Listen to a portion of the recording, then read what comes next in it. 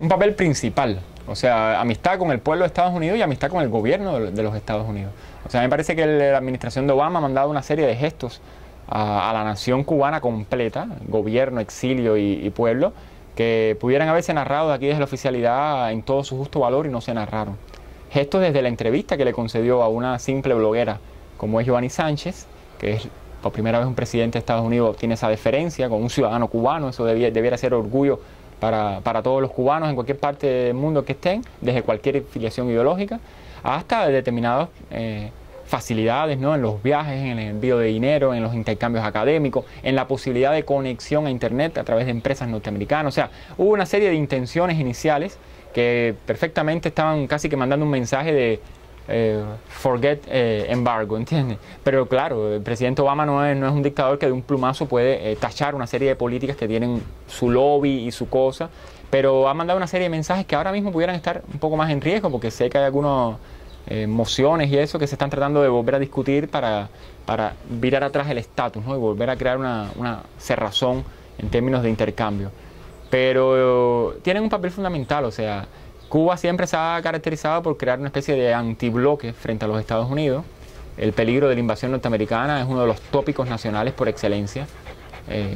Y cuando la invasión norteamericana parece que está en la antípoda, está en lo más distante, es ya inverosímil, de alguna manera, desde Cuba el gobierno cubano se ha encargado históricamente en revitalizar las condiciones donde sea posible ese escenario, sea a través de un derribo de unas avionetas, sea a través de una crisis migratoria, sea a través de la creación de un bloque continental como pudiera ser el ALBA. O sea, crear unas condiciones donde Estados Unidos quede bien descolocado, bien en ridículo. Si es una administración demócrata, más en ridículo todavía, de forma tal que venga el contragolpe republicano, conservador, fuerte, y que quede claro que el enemigo es el enemigo. Silvio Rodríguez lo dice en una canción, hay que asumir al enemigo. Y entonces, bueno, pues así trabajamos, ¿no?, por una anexión inversa. Estamos ya hace mucho rato anexados a los Estados Unidos, lo que trabajamos contrario, ¿no?, en lo contrario de la balanza, pero anexados. No podemos zafarnos de la balanza, porque si se rompe esa balanza nos vamos como un satélite, ¿no?, nos vamos del aire. Nosotros somos Estados Unidos. Y el presidente cubano Fidel Castro siempre lo supo, siempre tuvo excelentes relaciones y pugilatos con senadores norteamericanos, con el deporte norteamericano, con la gran prensa norteamericana. Qué gran cosa hablarle a la prensa norteamericana, como las grandes entrevistas que él le ha dado a las grandes cadenas norteamericanas. Aparecer incluso en la revista Playboy. O sea, no se puede gobernar Cuba sin los Estados Unidos, aunque el periódico Gramma parezca decir lo contrario. Realmente como que la opinión norteamericana, cómo se influye en ella, cómo se influye incluso en la sociedad norteamericana, no solamente a través de red de espías, sino a través de aprovechar los sucesos, como digamos el caso desgraciado del balsero Elián. Cómo influir, cómo hacer lobby dentro de Estados Unidos. Yo creo que yo no sé quiénes son los grandes cubanólogos que trabajan en la Academia Norteamericana, pero uno de los grandes yanquilólogos se llamó Fidel Castro, desde la Sierra Maestra, cuando comienzan las entrevistas a lanzarlo en los grandes periódicos norteamericanos. Yo lo veo muy bien. Lástima que esa experiencia no la pudieron compartir varias generaciones de cubanos, donde el simple hecho de recibir una carta de un familiar de Estados Unidos podía ponerte en peligro tu trabajo, ¿no?, o tu militancia en el Partido Comunista. Mientras el presidente, bueno, llevaba una economía en dólares norteamericanos y tenía un sentido mediático mundial de los focos de interés que le interesa y que no le interesa a Estados Unidos. ¿Va a ocurrir una invasión en Panamá o no? Hay que prever y sacar los hombres de allá. O sea, un gran americanólogo fue Fidel Castro. Bueno, mi experiencia en ese caso es bastante limitada, ¿no? Como bloguero independiente, como persona que no tiene una organización, que no tiene ninguna militancia, como que yo sé que hay organizaciones que reivindican incluso el periodismo independiente, y fue una de las cosas que los llevó a la prisión durante la Primavera Negra de 2003. Reivindicaban con total transparencia los cobros legítimos por derecho de autor que venían a través de páginas web como Cubanet y otras, ¿no?, financiadas por el gobierno de Estados Unidos. Eso los llevó después de unos juicios ahí bien precarios, a prisión. O sea, el impacto que tú puedas ver en la calle de eso, yo realmente lo desconozco, ¿no? Pero me da la impresión de que hay un gran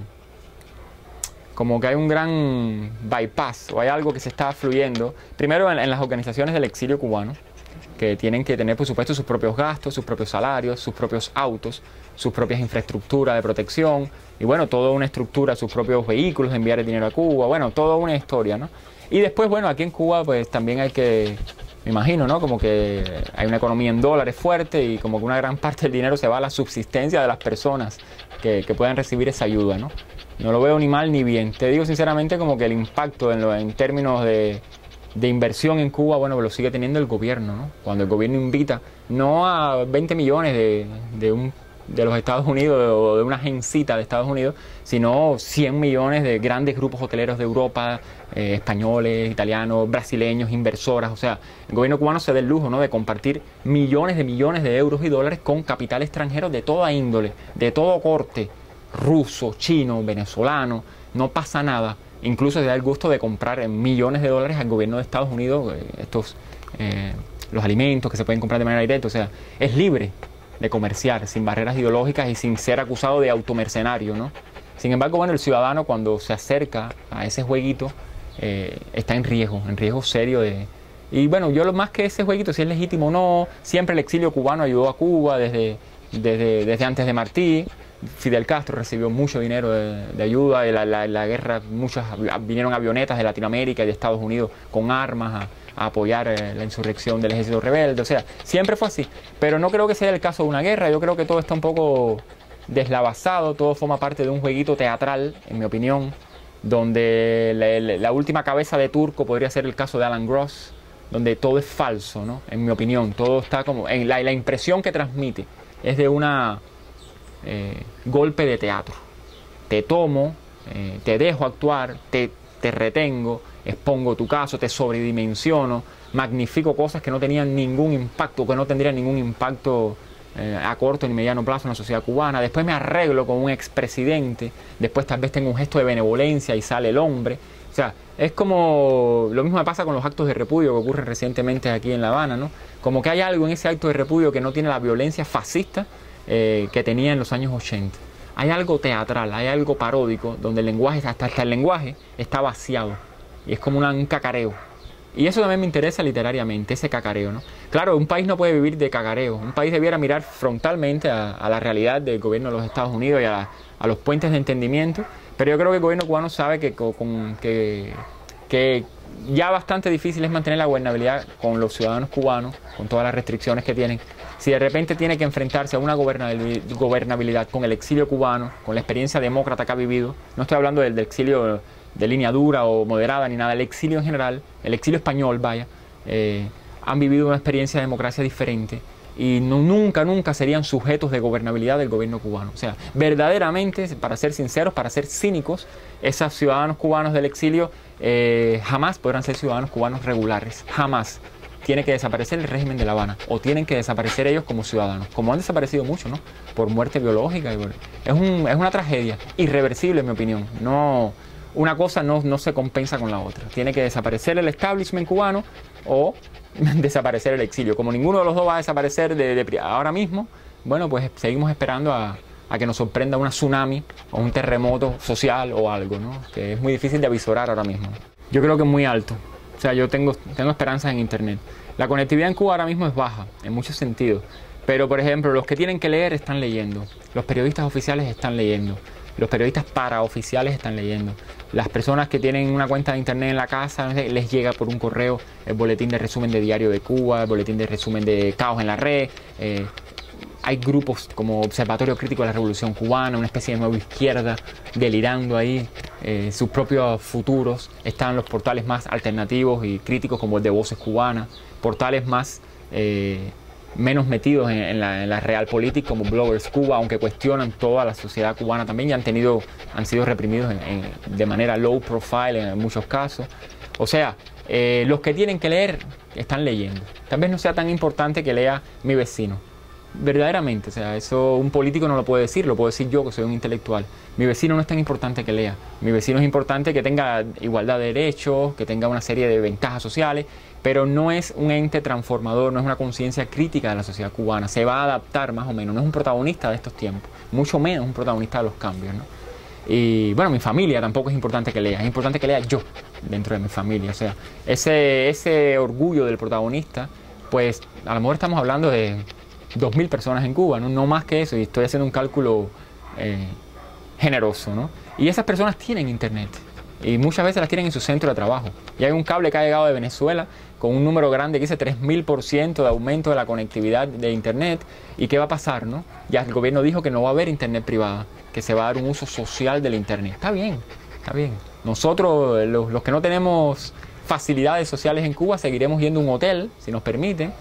Algunos seguirán yendo a embajadas, otros seguirán usando cuentas piratas de internet arriesgándose. Y la batalla se seguirá dando, ¿no? En los que quieran verla como una batalla, los que quieran verlo como un ciberchancleteo. Pero la internet sí va permeando esos sectores intelectuales más cercanos a la oficialidad y los va transformando, los va mezclando en las redes sociales como Twitter, como Facebook, ¿no? Y ahí se van creando lo que tanto miedo les da, que es lo que dijo el ciberpolicía Eduardo Fontes: saltarse las barreras ideológicas. Que de repente un grupo en Facebook se base en la generación de los 80, en la escuela vocacional Vladimir Ilich Lenin, cuando hay personas en Miami con un discurso súper radical y hay otros que están en Cuba trabajando de periodistas en la IN. O sea, pero no importa, porque el grupo de Facebook se llama La Lenin en los 80, ¿no? Y se van creando unas dinámicas de redes sociales que después que ellos participan de eso, ya estás como en un primer mundo imaginario en Cuba, ¿no? Y ese primer mundo imaginario pues tiene, en mi opinión, crea ciudadanos. Crea gérmenes de ciudadanos, ¿no? Para un futuro que yo sigo viendo ese es mi gato. Para un futuro que yo sigo viendo poco a la mano todavía, ¿no? Porque las políticas culturales que está enviando ahora mismo el Ministerio de Cultura, por ejemplo, y el de Informática y eso, no son nada halagüeñas.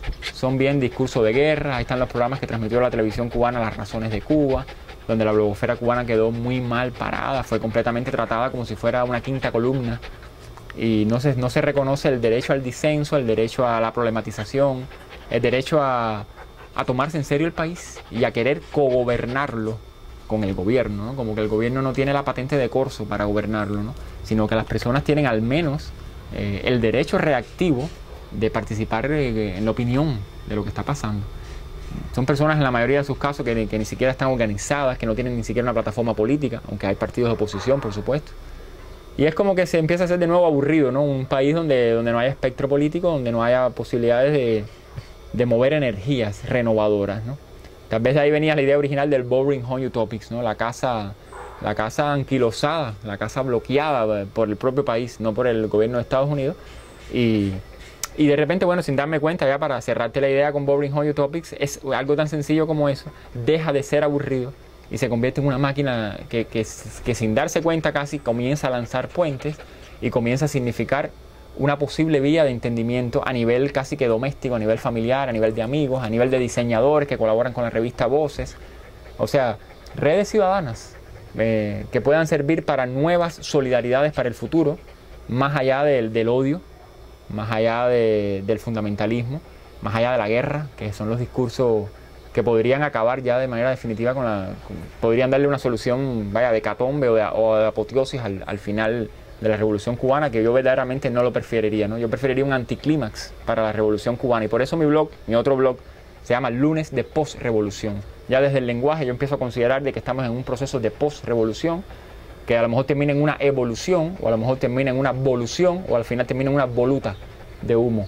Y ahí quedó. No hay que tener un final trágico, no hay que ajustar las cuentas, porque ha pasado mucho tiempo y hay mucha gente joven con ganas de amar, con ganas de mirarse las caras, con raíces de esperanza los unos para los otros, y que no tiene nada que ver con el odio que tanta mella hizo a nuestro siglo XX nacional, que fue como que el siglo de los odios, verdaderamente.